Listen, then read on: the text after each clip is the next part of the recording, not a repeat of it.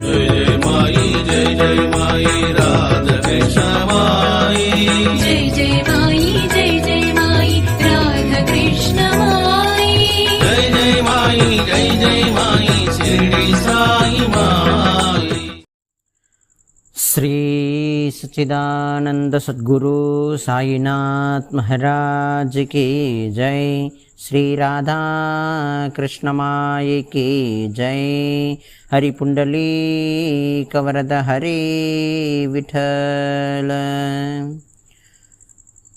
சாய்நாதருடைய அருட்பெரும் கருணையினால் சிரடியே பண்டரிபுரம் அப்படிங்கிற ஒரு அற்புதமான டாப்பிக்கில்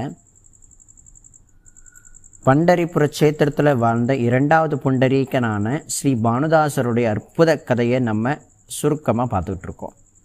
போன பதிவில் நம்ம என்ன பார்த்தோம்?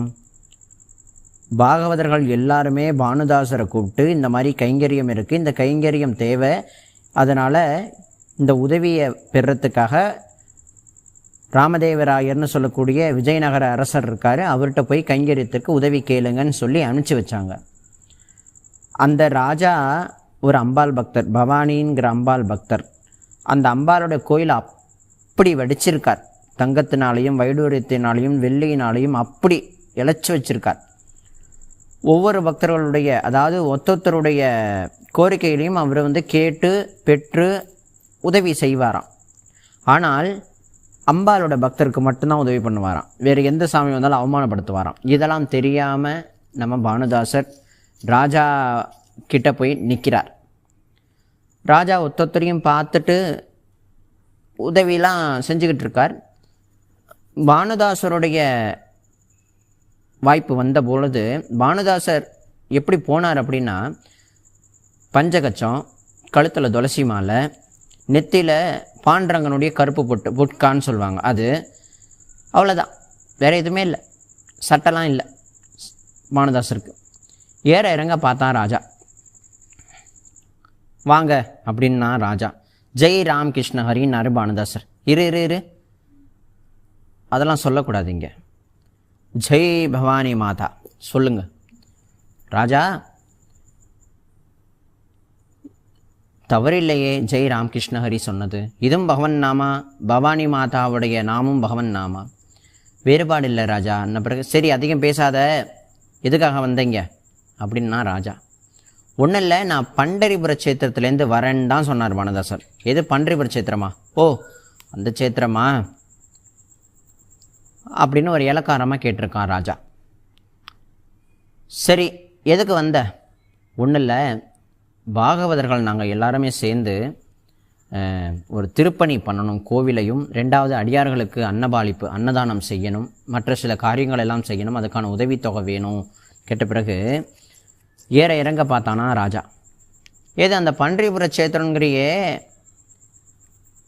ஏதோ ஒரு நதி ஓடுதாமே,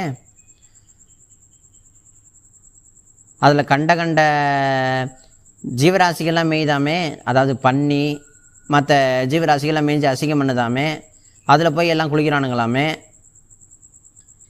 பழைய இத்து பண்ண கஞ்சகத்தை கட்டிக்கிட்டு ஏதோ ஹரி ஹரின்றானுங்களாமே, உள்ளே இருக்கிற ஏதோ பாண்டரங்கனுக்கு பழைய ரொட்டியும் ஏதோ கொடுக்குறானுங்களாமேங்கிற மாதிரி ரொம்ப இலக்காரமாக பேசுகிறாராம் ராஜா. பண்டரிபுர க்ஷேத்திரத்தை பற்றியும் பேசுகிறாரு. பண்டரிபுர க்ஷேத்திரம் அப்படி இருக்குது இப்படி இருக்குது, சுத்தம் இல்லை, சுகாதாரம் இல்லை, அப்படி இருக்குது இப்படி இருக்குது, அங்கே உள்ளவங்க எல்லாம் ஒழுங்கானவங்க கிடையாது, பக்தர்கள் கிடையாது, அப்படி கிடையாது இப்படி கிடையாதுன்னு ஒரு கேவலமாக பேசுகிறான் ராஜா. அதோடு மட்டும் இல்லாமல் பாண்டுரங்கனையே என்ன கிழிஞ்சு போன வஸ்திரத்தெல்லாம் உடுத்திக்கிட்டு இருக்கானா அவன் பாண்டுறங்க, ஏதோ நீங்கள் சொல்கிற சாமி உடுத்திக்கிட்டு இருக்கா, உள்ளே பற்றிய என் அம்பால தங்க புடவையினால் வடித்து வச்சுருக்கேன் என் அம்பால, என் அம்மாவை பரமேஸ்வரி அகிலாண்ட கோடி பிரம்மாண்ட நாயகி அவளுடைய சன்னிதானம் எப்படி இருக்குது பார், சுற்றி பார்த்து என் அம்பாளுடைய தரிசனம் எப்படி இருக்குது, அம்பாளுடைய கோயில் எப்படி இருக்குது, இங்கே எப்படி இருக்குது, உன் பண்டரிபுர க்ஷேத்திரம் எப்படி இருக்குது, கோயில் அது உள்ளே இருக்கிற பாண்டரங்கன் என்ன அவனுக்கு சாநித்தியம் இருக்குது அப்படின்னு தான் கேட்டாரா ராஜா. அடுத்த நிமிஷம் கண்ணை மூடி கோபம் தாங்க முடியலை யாருக்கு? பானுதாசருக்கு. அப்பேற்பட்ட 28 சதுரயுகங்களா பக்தன் புண்டரீகனுக்காக தேடி வந்த அந்த பகவானையும் அந்த பகவான் வாழக்கூடிய க்ஷேத்திரத்தையும் அந்த சேத்திர மகிமை தெரியாமல் அறியாமையினால் பேசின ராஜா மேலே கோபம் கொண்ட பானுதாசர் கண்களை இறுக்கி மூடிக்கிட்டு அடே ராஜா அப்படின்னு நானாம். யாரு? நம்ம பானுதாசர். அடே ராஜா, கண்ணை இறுக்கி மூடிக்கிட்டார். அடே ராஜா அப்படின்னு. எந்த சேத்திரத்தை பற்றி நீ எப்படி கேவலமாக பேசலாம்? இந்த சேத்திரத்தின் மகத்துவத்தை சொல்கிற நீ கேட்குறியா அப்படின்னு கொஞ்சம் ஒரு கோரமாக பேசியிருக்கார் பானுதாசர். ராஜாவுக்கு கொஞ்சம் இலக்காரமாக, ஓ கண்ணை மூடிக்கிட்டு ஏதோ வித்தை காட்ட போகிறான் பானுதாசர், வந்திருக்கிறவன் வித்தை காட்ட போகிறான்னு நினச்சிக்கிட்டு கேட்டுக்கிட்டு இருக்கார். ஓ சொல்ல அப்படின்னா ராஜா. உடனே பானுதாசர் கண்களை மூடிக்கிட்டு, எந்த புண்ணிய நதியை நீ கேவலமாக பேசினியோ அந்த புண்ணிய நதியில் எதெல்லாம் மிதக்குதுன்னு உனக்கு தெரியுமா? வைரம், வைடூரியம், தங்கம், வெள்ளி எல்லாம் மிதந்து போய்கிட்டு இருக்கு. ஏழைகளாக இருக்கட்டும், கஷ்டப்படுறவங்களாக இருக்கட்டும், பணக்காரங்களாக இருக்கட்டும், வேண்டியதை கொடுக்கக்கூடிய ஒரு புண்ணிய நதியாக, பாவங்கள் அளிக்கக்கூடிய புண்ணிய நதியாக அந்த நதி இருக்குது, சந்திரபாகா நதி. எந்த சேத்திரத்தோடைய அந்த தெரு வீதிகளை அப்படி இருக்கு, அசிங்கமாக இருக்குன்னு சொல்கிறியோ அந்த தெரு வீதியில் தேவர்கள், முனிவர்கள், ரிஷிகள் எல்லாரும் நடந்து போய் பாண்டுரங்கனை தரிசனம் பண்ண போகிறாங்க. அந்த பாண்டுரங்கன் இருக்கக்கூடிய சன்னிதானம் இருக்கே, அந்த கோபுரம் இருக்கே, கலச கோபுரம், எத்தனை 1000 சூரியனை கொண்டு வந்தாலும் அந்த என்னுடைய பாண்டுரங்கனுடைய கோவிலுடைய கலசத்துக்கு முன்னாடி அந்த 1000 சூரியனும் விட்டில் பூச்சி மாதிரி அப்படின்னாராம்.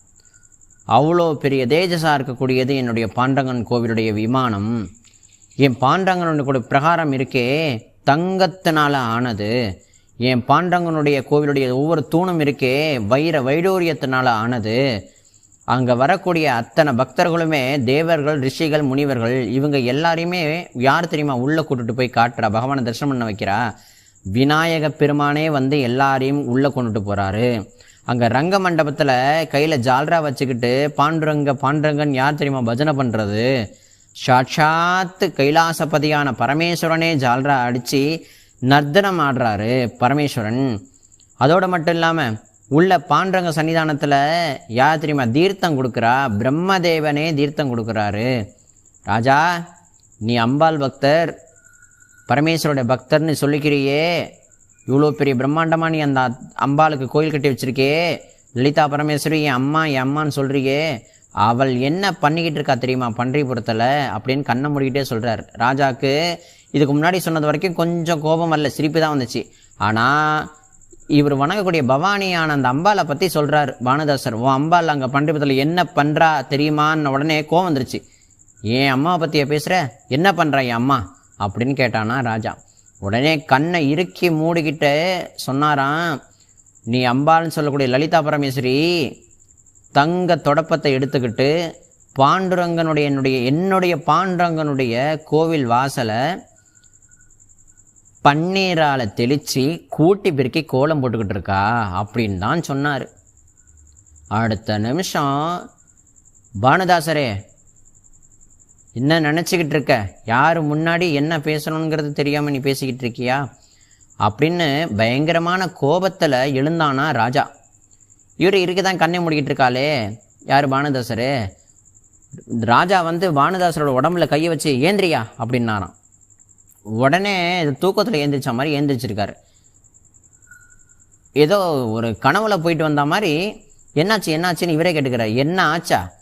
கண்ணை மூடிக்கிட்டு ஏதோ பாண்டரங்க தேசத்தில் வெள்ளி மிதக்குது, சந்திரபாகா நதியில் வெள்ளி மிதக்குது, தங்கம் மிதக்குன்னு சொன்னியே, பிள்ளையார் எல்லா தேவர்களையும் அழைச்சிட்டு போனான்னு சொல்கிறியே, பிரம்மதேவர் தீர்த்தம் கொடுக்குறதா சொன்னேன், அதோடு மட்டும் இல்லாமல் பரமேஸ்வரனே ஜால்ரா அடிச்சுக்கிட்டு பாண்டரங்க ஹரின்னு டான்ஸ் பண்ணுறதா நீ சொல்லியிருக்க, நடனம் புரியுதா சொல்லியிருக்க, அந்த பாண்டரங்கனை கோயிலோட கலசம் அப்படி இருக்கிற தேஜஸாக இருக்குன்னு சொல்கிறியே, இந்த நிமிஷம் நான் கிளம்புறேன் பன்றிபுரம் சேத்திரத்துக்கு, நீ என் கூட வர.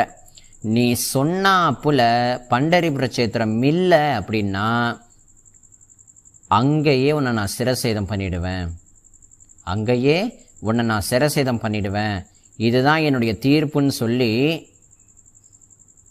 கிளம்ப ஆரம்பிச்சிட்டான் ராஜா. நீ இங்கே இரு, நான் கிளம்பி வரேன்னு நானும். அடுத்த நிமிஷம் பானுதாசருக்கு உடம்பெல்லாம் நடுக்கம்.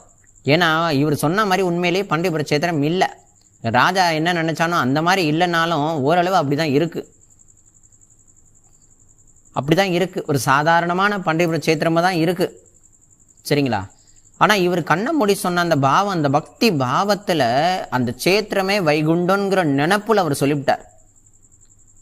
ஆனால் உண்மையாகவே அப்படி இல்லை. மகான்கள் சொல்கிறாங்க, உன்னுடைய திருஷ்டியினால், ஞான திருஷ்டியினால், பக்தி திருஷ்டியினால் பார்த்தீங்கன்னா அந்த வைகுண்டம் இந்த பூமியில் பன்றிபுரமாக இருக்குங்கிறது உனக்கு தெரியும். ஆனால் கூணக்கண்ணால் பார்த்தீங்கன்னா உனக்கு எல்லாம் சாதாரணமானதான் தெரியும், அந்த இடத்துல அசிங்கமும் தெரியும், நல்லதும் தெரியும் அப்படின்றது மகான்கள் சொல்கிறாங்க. ஆனால் பானுதாசர் தன்னுடைய பக்தின்ற பாவத்தில் சொல்லிவிட்டார். இந்த மாதிரிலாம் பிள்ளையார் வந்து எல்லாரையும் கூட்டு போகிறதாகவும், தேவர்களும் ரிஷிகளும் நடந்து போகிறதாகவும், உள்ளே வந்து பரமேஸ்வரன் வந்து ஜால்ரா அடித்து பாண்டகரின்னு டான்ஸ் ஆடுற மாதிரியும், பிரம்மதேவரை எல்லாருக்கும் விபூதி குங்குமம் கொடுத்து தீர்த்தம் கொடுக்குற மாதிரியும், அங்கே உள்ள பாண்டரங்கன் வந்து அழகாக நிற்கிற மாதிரியும், அம்பாலான பரமேஸ்வரி வந்து கோவில் வாசலை கூட்டி வரைக்கும் கோலம் போடுறாளாம். இப்படிலாம் பாவத்தில் இவர் தெளிச்சு சொன்னதெல்லாம் நடக்குமா? பாண்டரங்கா, என்ன அறியாமல் நான் சொல்லிட்டேன்டா, என்னை நீதாண்டா காப்பாற்று, ரட்சிக்கணும் பகவானே அப்படின்னு சொல்லி உள்ளுக்குள்ளே பிரார்த்தனை பண்ண ஆரம்பிச்சிட்டார் பானுதாசர். அப்படி பிரார்த்தனை பண்ணுறாராம் பானுதாசையா, சுவாமி பாண்டரங்கா. அதாவது இது எடுத்துக்காட்ட உங்களுக்கு சொல்லணும் அப்படின்னா, அபிராம பட்டர் சரிங்களா, அவர் என்ன பண்ணியிருக்காரு, திருக்கடையூர் அபிராமி சன்னிதானத்தில் நடந்த விஷயம் இது. ராஜாலாம் வந்திருக்கா, இவர் கண்ணை மூடிட்டு அம்பாளோட தியானத்தில் இருக்கார். தியானத்தில் இருக்கும்போது வருகிற அமாவாசைக்கு வந்து ஒரு இது பண்ணணுமே, என்ன விட அமாவாசையா, அமாவாசையை அடுத்து பௌர்ணமி தானே வருதுன்னாராம்.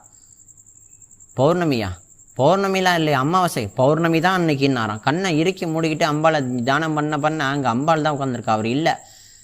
பௌர்ணமி அன்னைக்கு நிலா தெரியும், பௌர்ணமி தான் வரக்கூடிய மறாத நாள் வந்து பௌர்ணமி, அமாவாசை கிடையாதுன்னு சொல்லியிருக்கார். கண்ணை மூடிக்கிட்டு அம்பாளோட பாவத்தில் நின்று ராஜாவுக்கு கோபம் தாங்க முடியல. எழுப்பி விட்டு, என்ன தைரியம் இருந்தால் நாளைக்கு இப்போ அமாவாசை, நீ எப்படி நீ பௌர்ணமி சொல்லலாம்? நீ நாளைக்கு எல்லார் முன்னாடியும் அந்த இரவு நேரத்தில் நீ பௌர்ணமி நிலா வெளிச்சத்தை நீ காட்டுறேன்னு சொல்லி பொம்மை பண்ண ஆரம்பிச்சிருவான் ராஜா. அப்போ தான் அவர் இந்த படத்துலலாம் ஓடும் இல்லையா பாட்டு, மணியே மணியின் ஒளியே சொல்லடி அபிராமி அப்படின்னு அவர் பாடுறார் இல்லையா. அவர் பாட பாட கடைசியில் அம்பாள் தோன்றி அமாவாசையை தன் மூக்குத்தியை எடுத்து அம்பாள் தூக்கி விட்டேரும் பொழுது எப்படி பௌர்ணமி வந்து நிலவாக வந்தது.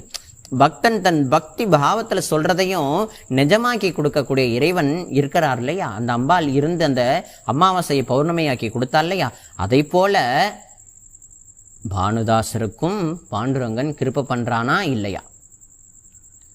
ராஜா கிளம்பிட்டான்.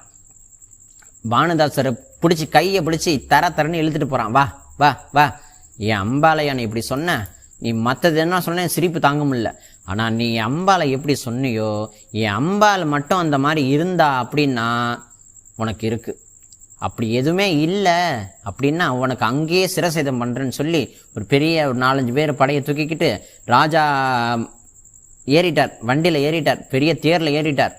பக்கத்தில் கூனி குறுக்கிக்கிட்டு பிரார்த்தனை பண்ணிக்கிட்டே போகிறாரு பானுதாசர். இப்போது பானுதாசர் ராஜா பண்டரிபுர சேத்திரத்துக்கு போகிறாங்க. அங்கே பானுதாசர் சொன்ன மாதிரி, அந்த பக்தி பாவத்தில் சொன்ன மாதிரி சந்திரபாகா நதியில் வெள்ளி முத்து பவளம் மிதந்து போகிறதா இல்லையா, அந்த தெரு வீதியில் பாண்டரங்க சன்னிதான் தெரு வீதியில் தேவர்கள் முனிவர்கள் சப்த ரிஷிகள் இவங்கெல்லாம் நடந்து போகிறாங்களா இல்லையா, பிள்ளையாரே உள்ள எல்லாரையும் கூட்டு போகிறாரா இல்லையா, உள்ள பரமேஸ்வரன் ரங்க மண்டபத்தில் கையில் கஜையை கட்டிக்கிட்டு வீணையை வாச்சிக்கிட்டு ராமகிருஷ்ண ஹரின்ற நாமம் சொல்ல போகிறாரா இல்லையா, உள்ள பிரம்மதேவர் தீர்த்தம் கொடுக்குறாரா இல்லையா, கடைசியில் பானுதாசர் சொன்ன மாதிரி அம்பாலான பரமேஸ்வரி பாண்டரங்கன் கோயில் வாசலை கூட்டி போயிருக்கிறாளா இல்லையா. ராஜா என்ன பண்ண போகிறான் அடுத்து, பானுதாசர் எப்படி பயந்துக்கிட்டு போகிறார், பானுதாசருடைய கற்பனையில் பக்தி பாவத்தில் விளைஞ்ச அத்தனையும் நடக்க போதா இல்லையா, பண்டரிபுரம் போன ராஜாவுக்கு என்ன நிகழ்ந்தது, பானுதாசரை ராஜா என்ன பண்ணான்ங்கிற பதிவு எல்லாமே நம்ம அடுத்த பதிவில் பார்க்க போகிறோம். ரொம்ப அற்புதமான கதை, கேட்டிங்கன்னா ரொம்ப ஒரு பக்கம் சிரிப்பாகவும் இருக்கும், ஒரு பக்கம் பக்தனுடைய பக்தி பாவம் என்னவோ அது அப்படியே செய்து காட்டுவானா பகவான்.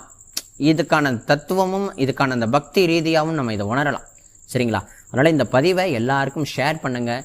குருநாதருடைய அருள், சுவாமி பாண்டரங்கனுடைய அருள் எல்லோருக்கும் இருக்கட்டும்ங்கிறத பிரார்த்தனை பண்ணிக்கிட்டு எல்லாருடைய பதத்தையும் நமஸ்கரிச்சுக்கிறேன். எல்லாருக்கும் ஷேர் பண்ணுங்கள். மறக்காமல் நம்ம அம்மாவோட சேனலை எல்லாரும் சப்ஸ்கிரைப் பண்ணுங்கள். ஜெய் சாய்ராம், ஜெய் ராதாகிருஷ்ணமாய், ஜெய் ஹரி விட்டலா, போலோ ஹரி விட்டலா.